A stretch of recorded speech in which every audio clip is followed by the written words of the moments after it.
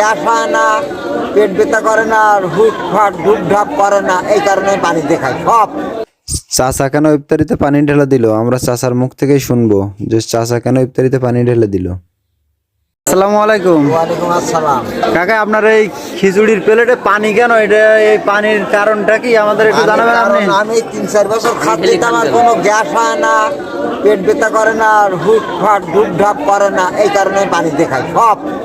খিচুড়ি বলো, মুড়ি বলো, ঝাল বলো, চিড়ি বলো, বিরিয়ানি বলো, সবকিছুতে আপনি পানি ঢেলে সব দেন? পানি ঢেলে খাই। তাই এটা তো একটা অন্যরকম মতো দৃশ্য, মানে এমন তো আর কখনো কাউকে কোনো কোথাও দেখিনি আমরা। না, আমি পানি ঢেলে খাই। এটা আপনি কত বছর যাবত খান এটা? 3-4 বছর খাচ্ছি। 3-4 বছরের মতো। 3-4 বছর। এটা আপনার আশা করা যায় কোনো রোগ ব্যাধি হয় না? বুঝছি। কত পরিমাণ পানি ঢালেন? এতে কত? ওই এক গ্লাস নেই, এক গ্লাস ধরে তো ধরলে না ধরাতেই।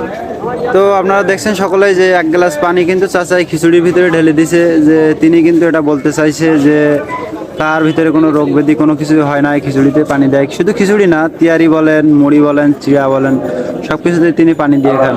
পানি দেখায়। তা ঠিক আছে, তাহলে ভালো থাকেন।